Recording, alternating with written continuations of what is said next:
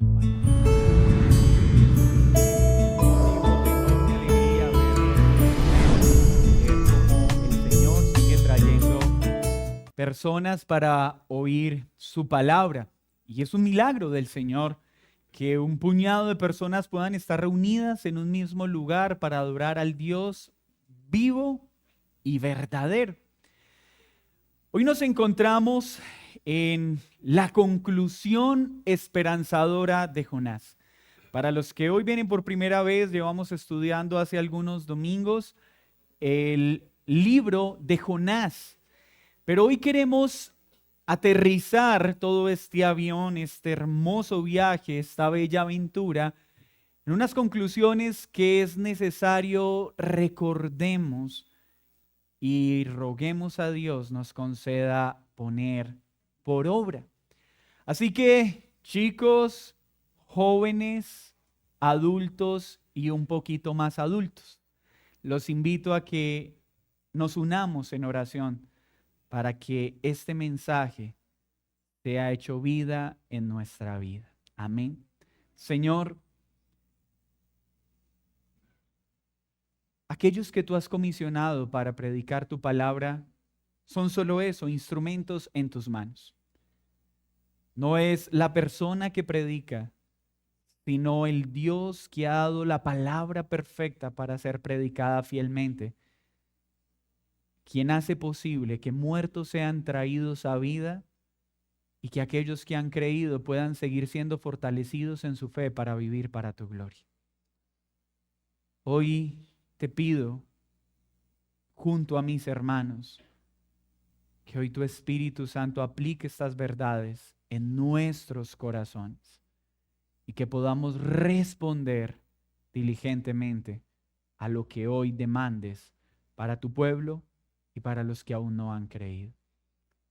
Esto lo pedimos por el nombre y en el nombre que es nombre sobre todo nombre, Jesucristo, Señor y Dios. Amén y amén. El título de esta enseñanza entonces es Jonás, una conclusión esperanzadora. Y no podríamos terminar este libro sin naturalmente ver el uso que Jesús dio específicamente a este libro en su ministerio terrenal. Pero antes de hacerlo, vamos a hacer entonces un pequeño recuento de las doctrinas o los aspectos más relevantes tanto para el creyente como para el no creyente. El libro de Jonás ha dejado en detalle claras enseñanzas para todo aquel que ha sido traído a vida. El creyente al acercarse al libro de Jonás debe comprender y estar seguro de que Dios es soberano sobre todo lo que existe. Él es Señor sobre cada partícula. No hay elemento, agua, fuego, tierra, que pueda actuar, proceder o manifestarse si no es por el señorío de Dios. Que no hay criatura que no responda a su decreto eterno para el cumplimiento perfecto de su plan. Los peces, las plantas, todo está sujeto a su autoridad. No hay nada que acontezca en este mundo por accidente o por casualidad. No hay nada que pase, que tome a Dios por sorpresa, porque todo acontecimiento está determinado y gobernado por su sabiduría, por su poder. Este hermoso libro debe dejarle claro a todo creyente que la buena obra que Dios ha empezado en nosotros jamás quedará inconclusa. Nada, ni nadie, ni nosotros mismos puede obstaculizar, cambiar, entorpecer, retener, aplazar lo que Dios ha establecido para cada uno de su pueblo. Este libro nos ha dejado la seguridad y la certeza de que a pesar de lo obstinados que podemos llegar a ser, a pesar de lo egoístas que podemos ser, como se refleja claramente en el libro de Jonás, Dios no nos desecha. No hay un solo día en que Dios pueda decir: me harté de ti, hijo mío. Desisto de mi plan contigo. Me cansé. No, ese día jamás llegará en la vida de aquel que Dios ha traído a vida en la persona de Jesús, porque la ama incondicionalmente. Y la razón por la que ese amor es glorioso, porque Jesús en el capítulo 17, como sumo sacerdote, oró al Padre pidiendo: Padre, ámalos como me has amado. Y ese amor perfecto con el que el Hijo es amado es el amor con el que su pueblo es amado, y es por ese amor que jamás aquel que es tomado como hijo será desechado. No habrá una sola acción, a pesar de lo obstinados o tercos que podamos hacer, que haga disminuir el amor de Dios por nosotros. Pero no habrá un día que seamos tan santos como para hacer que su amor por nosotros aumente. Porque su amor no cambia, es inmutable y es perfecto. Pero aprendimos que ese Dios soberano, con un amor incondicional, con una compasión inigual, también disciplina al que ama, porque a todo el que toma por hijo lo disciplina, porque el Padre que ama lo disciplina. Y aunque nos amó a pesar de nosotros, no nos dejará siendo lo que somos. Y cuando nos desviamos de la senda, cuando nos alejamos de su voluntad, viene su amorosa, santa, justa y perfecta disciplina. Que aunque Dios nos ama, nosotros tendremos que enfrentar las consecuencias de nuestra desobediencia.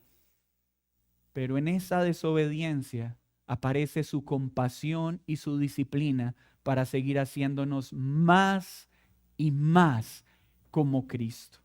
Es así como Jonás obstinadamente entonces huyó en una dirección contraria. Pero es así como Dios compasiva y justamente hace que Jonás termine donde lo quería.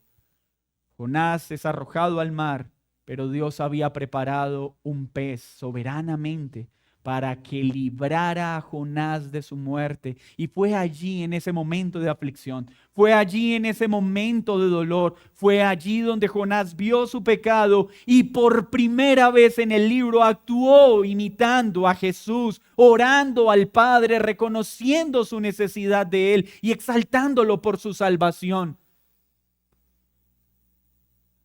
Así que el creyente entonces puede estar seguro que la disciplina de Dios para el que ha sido salvo nunca es para destrucción, sino para santificación.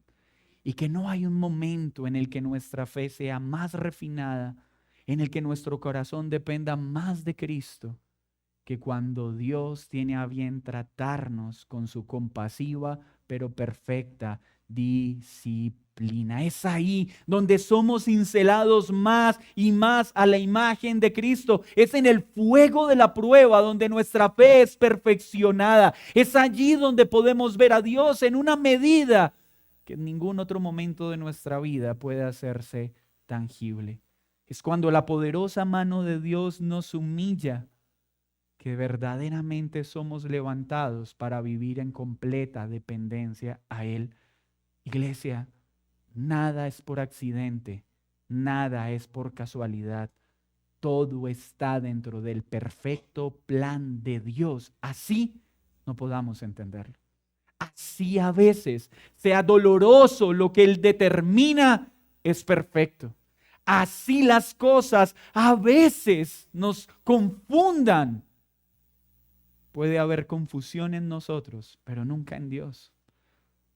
Porque en Él nada es por accidente o por azar.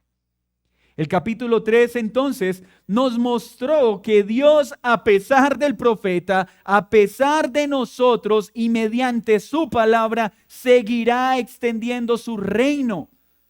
Dios no quedó paralizado. ¿Y ahora qué voy a hacer para salvar a Nínive? Jonás ha dañado mi plan. A veces las personas ven a Dios así, como que Dios está sentado en el trono diciendo: ay, yo quiero hacer tantas cosas contigo, pero es que tú no me dejas. Hay tantas personas que quiero salvar a través tuyo, pero no las puedo salvar porque tú no me dejas. Eso no sería Dios. Eso haría del hombre un Dios. Y de Dios un ser limitado por el hombre, por el capricho del hombre. Pero este libro nos muestra que nada ni nadie puede obstruir sus planes. Nada ni nadie puede cambiarlos. Lo que Él se propone, lo cumple porque es soberano. Pero también nos dejó claro entonces en el capítulo 3 que Él salva a pesar de sus siervos, no por causa de sus siervos. La salvación que vino a Nínive, más de 120,000 personas, no fue por la elocuencia de Jonás, no fue por la perfecta obediencia de Jonás, no fue por la profunda exégesis del juicio final y el arrepentimiento. Fue porque Dios es fiel a su palabra y toda palabra que sale de su boca jamás regresa vacía, sin cumplir su propósito en las vidas. Cada vez que tú eres expuesto a la palabra de Dios, déjame decirte algo: esa palabra no volverá vacía. Tarde o temprano hará efecto en ti, para salvación o para condenación. Pero la palabra de Dios no deja a nadie igual. Vemos entonces un Dios que no depende del creyente para salvar, pero ha determinado salvar a través de imperfectos creyentes. ¿Notó eso? Dios no depende de nosotros para salvar a alguien, pero ha determinado salvar a muchos a través de nosotros y a pesar de nosotros. ¿A través de qué? De su mensaje. Fue su palabra la que salvó a Nínive y es su palabra perfecta la que hoy sigue salvando. Aprendimos entonces que nuestras fallas nunca será una razón para que Dios deje de trabajar en nosotros. ¿Hasta cuándo? Hasta que seamos hechos a la imagen de Cristo. Mira, si hoy es uno de esos días en los que tú como creyente estás sintiendo que Dios se cansó de ti, hoy quiero decirte: jamás lo hará.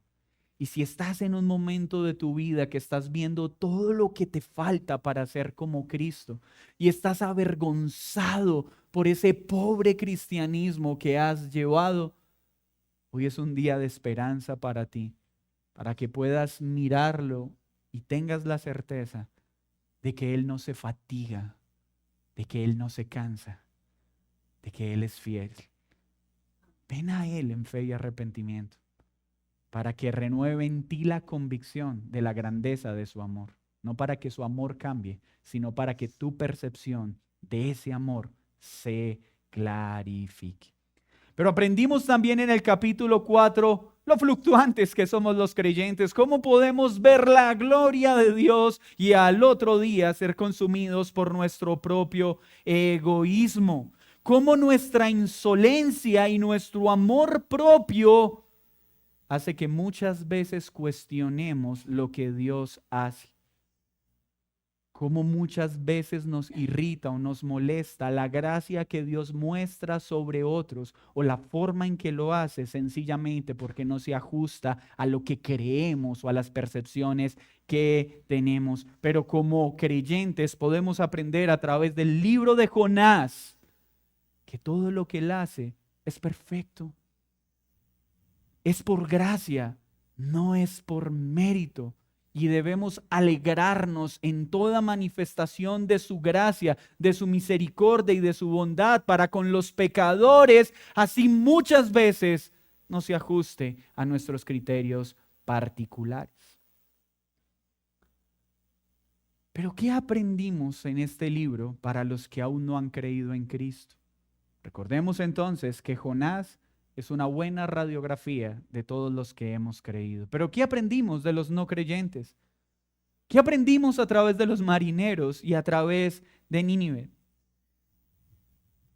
Podemos aprender cómo Dios se vale de las tormentas y de las situaciones difíciles, no para salvar, porque las situaciones difíciles no salvan, pero las tormentas son una trompeta de Dios para llamar la atención de una persona, para que en medio de la dificultad pueda entender y comprender que solo en Cristo y solo por Cristo hay salvación y vida eterna. Hermanos, las pandemias no salvan, los terremotos no salvan, pero en medio de esas situaciones Dios envía su evangelio para proveer salvación y mostrarle a las personas que Él es el único camino seguro, que en medio de un terremoto Él es la única roca inamovible que permanece firme para siempre, que en medio de la tormenta Él es la única barca que jamás se hundirá. Es en esos momentos donde Dios tiene a bien a muchos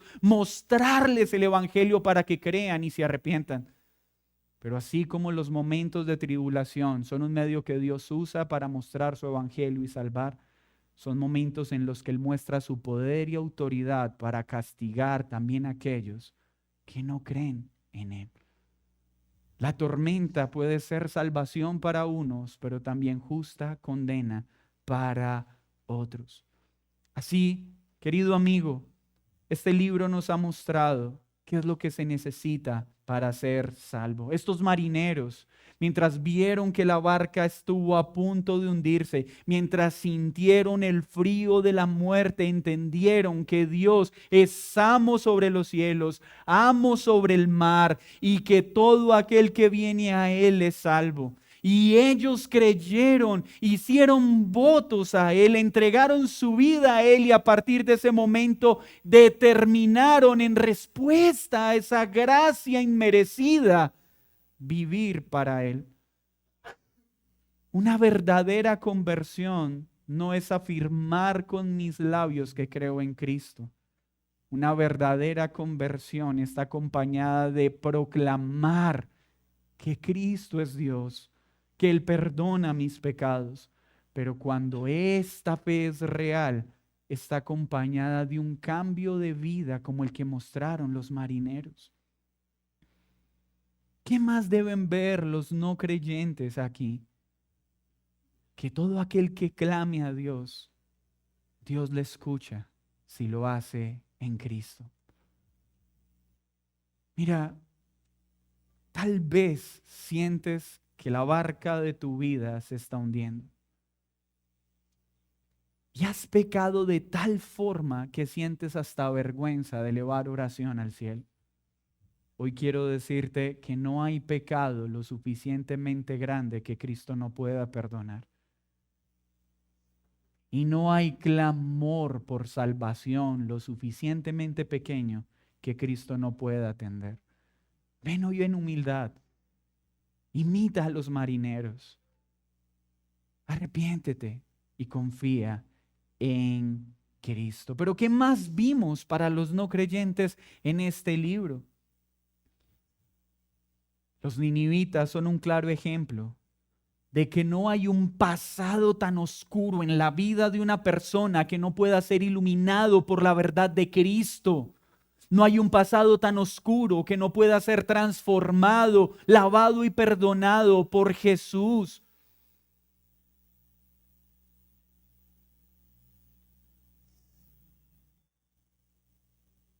El Cordero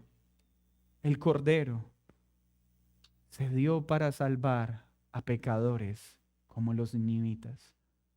Eso somos tú y yo, eso fuimos antes de Cristo. Pecadores con pasados terribles, no merecíamos ser salvos, pero gloria a Dios que la salvación es por gracia y no por mérito a través de Jesús. Nínive respondió diligentemente a ese llamado de arrepentimiento. ¿Tú qué esperas?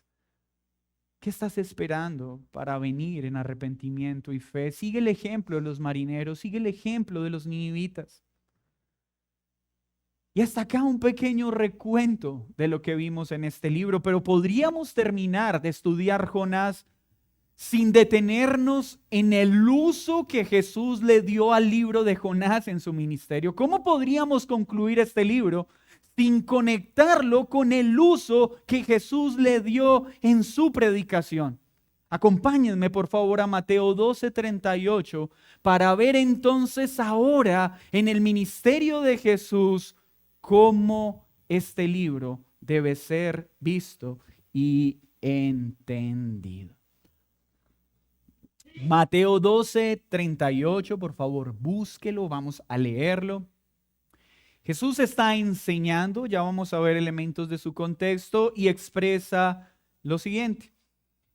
12:38, entonces respondieron algunos de los escribas y de los fariseos diciendo, Maestro, deseamos ver de ti señal. Y él respondió y les dijo, la generación mala y adúltera demanda señal, pero señal no les será dada, sino la señal del profeta Jonás. Porque como estuvo Jonás en el vientre del gran pez 3 días y 3 noches, así estará el Hijo del Hombre en el corazón de la tierra 3 días y 3 noches. Los hombres de Nínive se levantarán en el juicio con esta generación y la condenarán, porque ellos se arrepintieron a la predicación de Jonás. Y he aquí, más que Jonás en este lugar. ¿Cuál es el contexto de esta situación? ¿Cómo Jesús interpreta el libro de Jonás? Jesús está haciendo milagros en este momento. Está enfrente de fariseos, de escribas, gente importante de su pueblo. Sanó un hombre, expulsó demonios, pero no creían. No fue falta de señales. Él estaba haciendo milagros mientras pasó esto.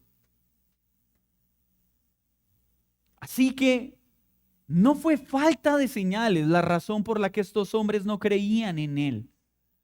Es porque se resistían a aceptar y a reconocer quién era él, el Mesías prometido.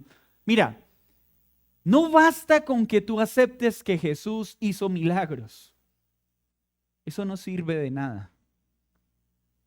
Porque Jesús lo que pide no es que aceptes que Él hace milagros, es que creas que sin Él no puedes ser salvo.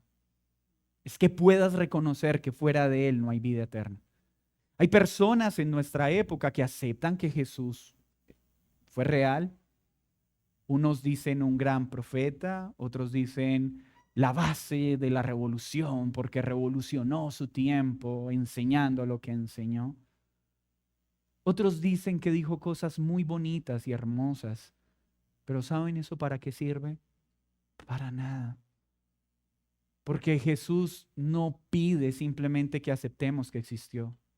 No pide que reconozcamos que sus enseñanzas fueron maravillosas. No pide que reconozcamos que fue un profeta. Él pide que reconozcamos que solo Él perdona pecados, que solo Él da vida eterna y que Él es el único camino, la verdad y la vida, que nadie puede ir al Padre sino por Él.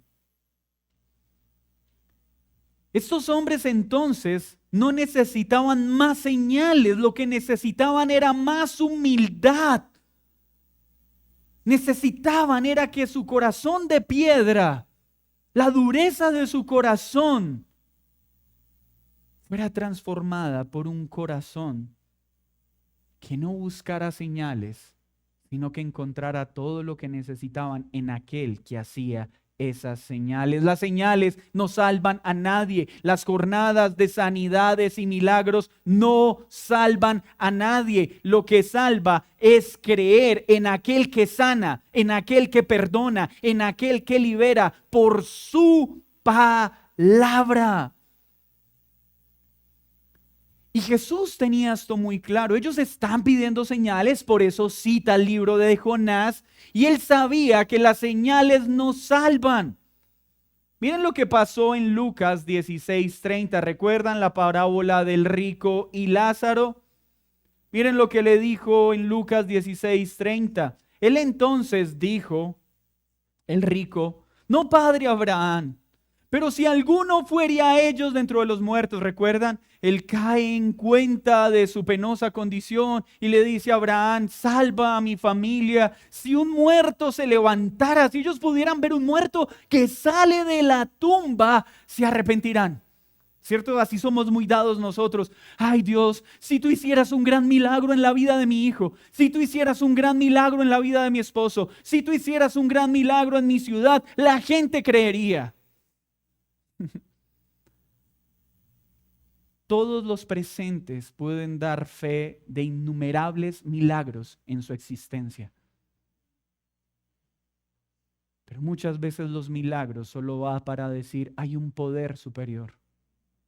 Mas no quiero humillarme ante ese poder. No quiero vivir para ese poder. Mira, yo no te estoy preguntando si tú aceptas ese poder. Yo no te estoy preguntando si tú aceptas que ese Dios es Dios poderoso y ha hecho milagros en tu vida. La pregunta es: ¿lo ves como tu Señor y como tu Salvador?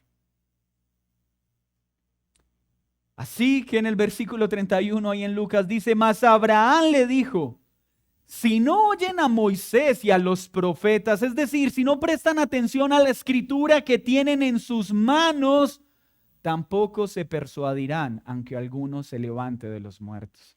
Hermanos, esto es impresionante. ¿Ven este pasaje cómo habla del poder de la palabra? La palabra de Dios tiene el poder para cambiar un corazón endurecido que no puede ser cambiado ni aunque un muerto se levante y le diga: arrepiéntase. Nuestro corazón es tan duro que aunque estuviésemos parados en un cementerio y se levantaran los muertos y pudiéramos verlos y nos dijeran: arrepiéntanse, no lo haríamos. Por eso la salvación no es por señales, no es por obras milagrosas y sobrenaturales. Es por su poderosa palabra y se manifiesta en aquel que cree esa poderosa palabra. Entonces, miren lo que está haciendo Jesús. Está tomando este estudio de Jonás para decirles: no pidan más señales. La única señal que les daré es la del profeta Jonás. ¿Y cuál fue la señal del profeta Jonás si él llegó sin señales? ¿No es extraño? ¿Recuerdan que los ministerios proféticos eran respaldados por señales y milagros? Moisés fue respaldado ante el faraón para que él creyera que era profeta de Dios, convirtiendo la vara en serpiente, convirtiendo el agua en sangre. A través de las plagas se corroboró que él era enviado de Dios. Así pasó con Elías, Eliseo, y con cada profeta habían señales milagrosas que los acompañaba para respaldar su ministerio. ¿Y cuál fue la señal que acompañó al profeta cuando él llegó a Nínive? ¿Con qué llegó? ¿Cuáles fueron los milagros que hizo? Predicar un sermón de 5 palabras. La señal que llevaba al profeta era: la palabra es suficiente para salvar. Pero veamos entonces los aspectos de esa señal, porque el primer aspecto tiene que ver con los 3 días y 3 noches que estuvo Jonás en el vientre. Pero por favor no sigamos sin mirar lo que le dijo Jesús a estas personas que le pedían más señales para poder creer en él. Les dijo: generación mala y adúltera que demandan señal. Hermanos, cuidado con ese modelo contemporáneo de andar pidiéndole señales a Dios. Es que así como Gedeón lo hizo, oh Señor, dame una señal. Hermanos, nosotros no tenemos que pedirle señales a Dios para creer en lo que Él dice. Debemos creer las señales que Él ya dio en su palabra y la verdad de su palabra. Si tú eres de esas personas, muéstrame tu poder. Déjame ver si eres real. ¿Sabes cómo ve Dios eso? Como un muy mal proceder. De hecho, les dijo, ustedes que piden más señales de las que ya tienen, son una generación mala y adúltera. Porque pedir más señales de las que ya tenemos en su palabra es incredulidad y es menospreciar todo lo que Dios ya hizo. ¿Qué más señales necesitamos pedir para crecer en Él que las que ya nos dio? Si tú quieres más señales, eso solo muestra la maldad y la dureza de tu corazón. Entonces veamos el aspecto 1 de esta señal, porque es como estuvo Jonás en el vientre del gran pez 3 días y 3 noches, así estará el Hijo del Hombre en el corazón de la tierra 3 días y 3 noches.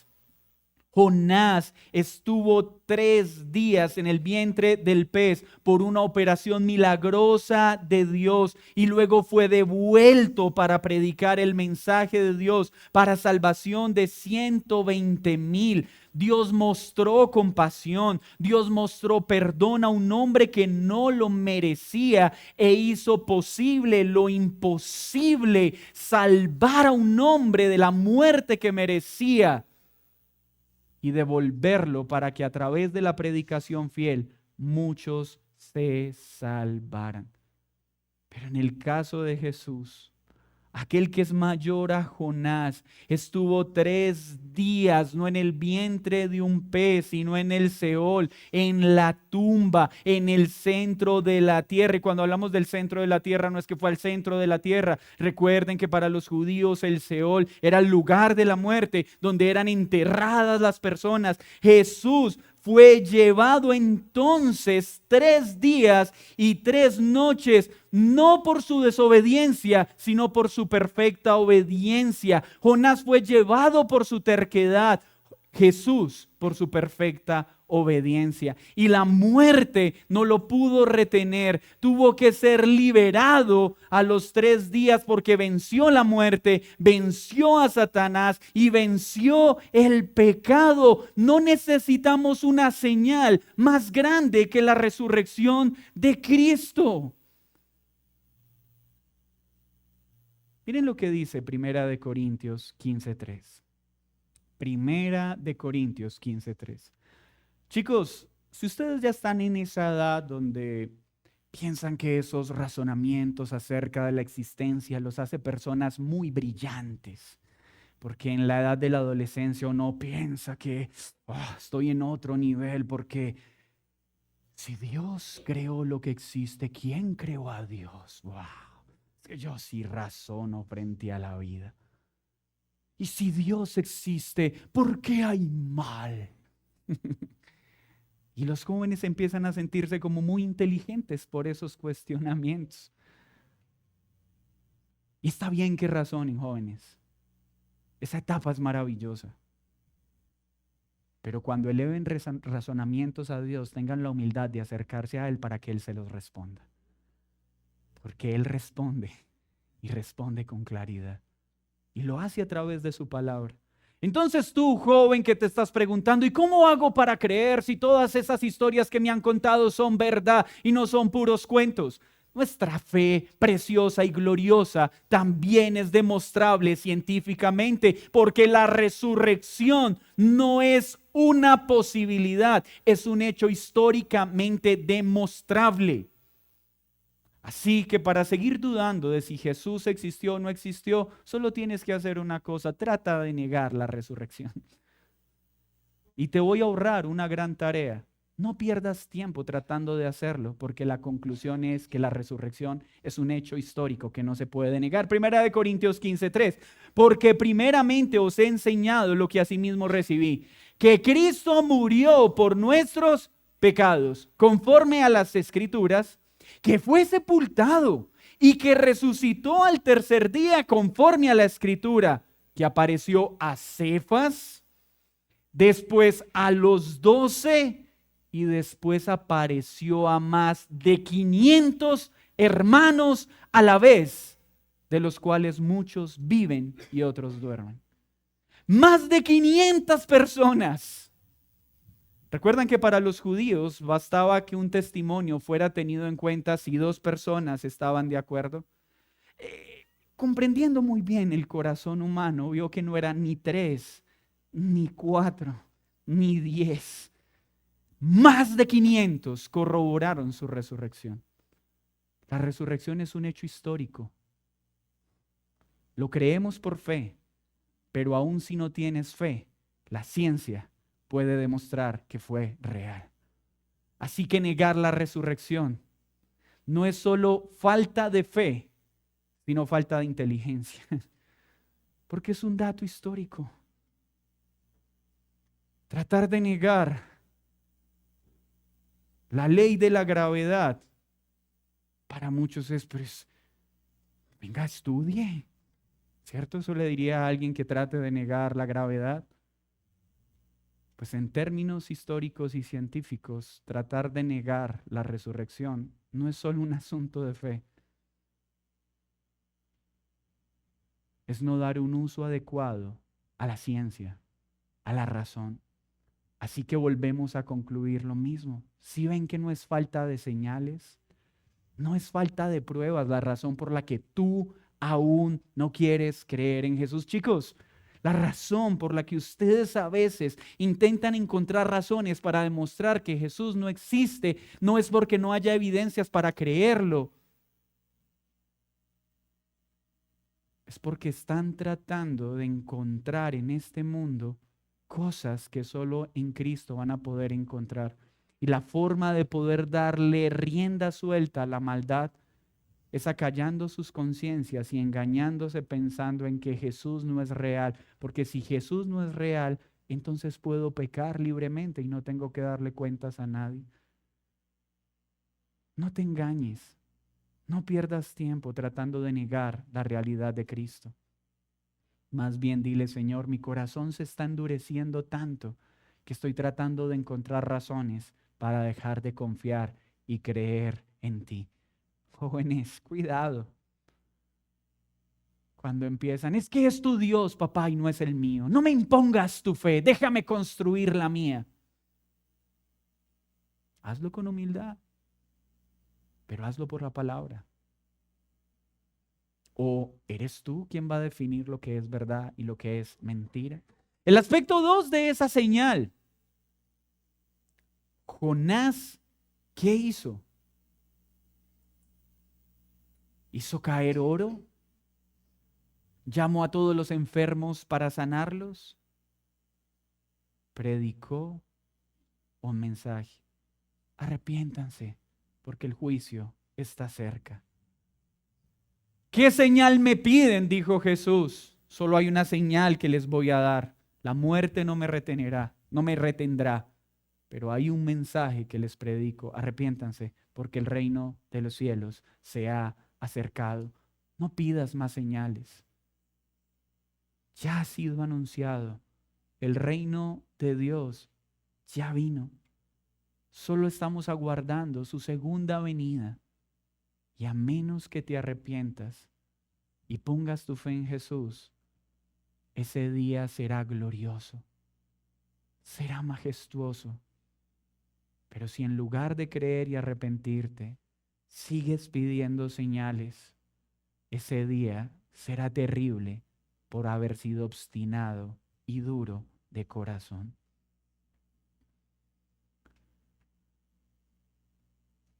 ¿Qué señal se le dio a Nínive para salvar? Una predicación fiel. ¿Qué más necesitamos? Papás, esto es esperanzador.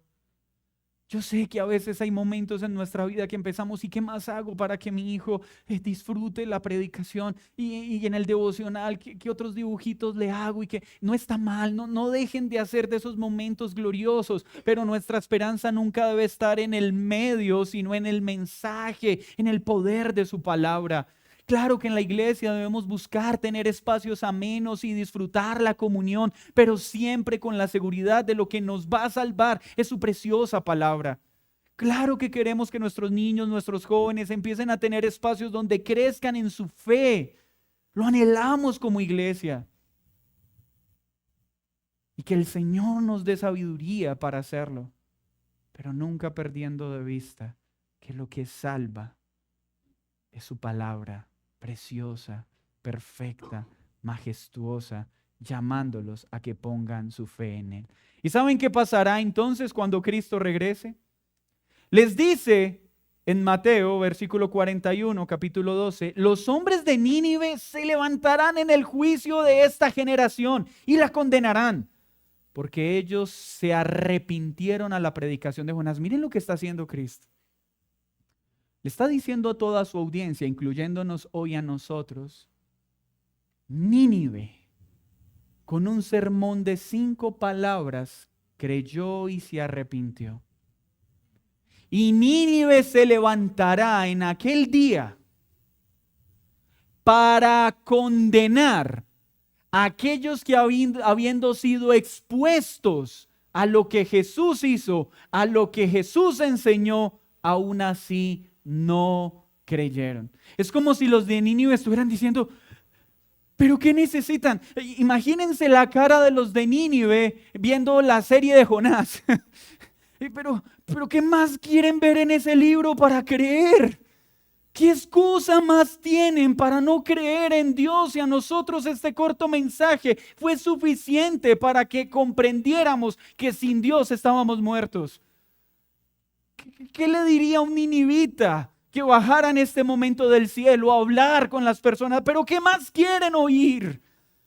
¿Qué más señales necesitan ver para aceptar que fuera de Jesús no hay vida eterna? ¿Qué más quieres que te pase en tu vida para comprender que sin Él nada puedes hacer? ¿Qué más tormentas necesitas para poder mirar al cielo y decir, Señor, sin ti nada soy? Sin ti nada soy. No necesitamos más señales. Necesitamos creer lo que Jesús enseñó y lo que Él hizo. Él resucitó de su muerte. Ven a Él, jóvenes. Disfruten esa capacidad para razonar. Los cristianos no nos oponemos a que razonemos.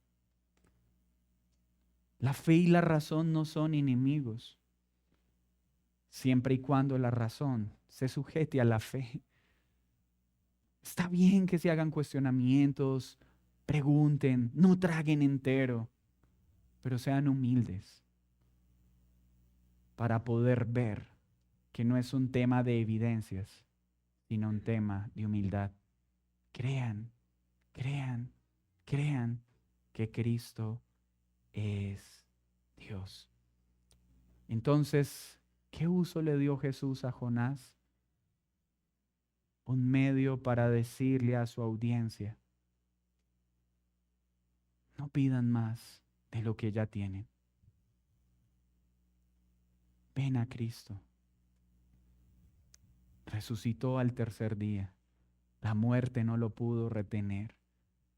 Derramó su sangre para lavarnos y limpiarnos de todo su pecado. Eso es un hecho histórico real.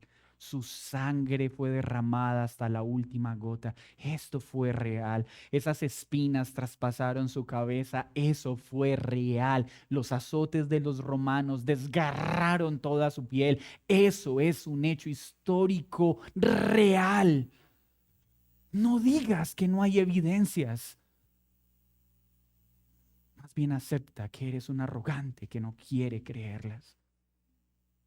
Y dile hoy, Señor, perdóname. Quiero conocerte.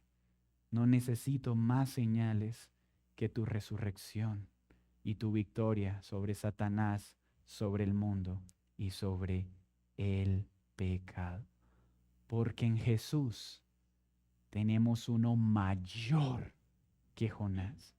Y si Nínive creyó a Jonás, ¿qué excusa tenemos nosotros para no creer en la predicación de uno mayor, de aquel perfecto que es Cristo?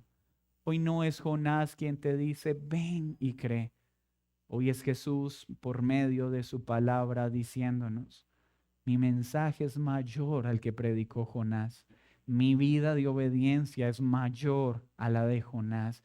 ¿Qué más quieres que haga por ti para que creas si ya lo hice todo? Di mi vida en la cruz siendo inocente para salvarte a ti, pecador. ¿Qué más quieres que haga por ti si morí para salvar a un pueblo que no lo merecía? Si resucité y la muerte no me pudo retener. ¿Qué más quieres, joven? Es fe, solo fe. Qué gran esperanza hay. Creyentes, nuestro Dios es soberanamente compasivo. Gobierna eficazmente sobre todo y nos ha salvado por gracia y la obra que empezó no quedará inconclusa. No creyente, ya tienes todo delante. Solo necesitas creer que Él es el Señor, arrepentirte de tu pecado y venir a Él.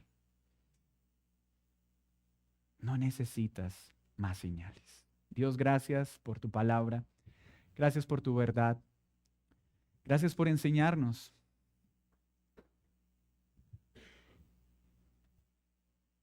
quién eres, quiénes somos y cómo obras a pesar de lo que nosotros somos.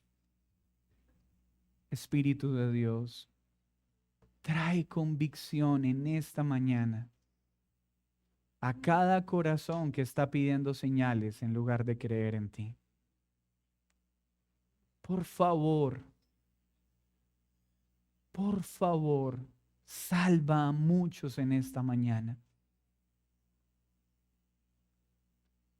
Toma a nuestros jóvenes y dales la fe para creer que solo tú salvas. Y renueva hoy la fuerza de este pueblo. Gracias, Dios soberano, Rey eterno, Elohim.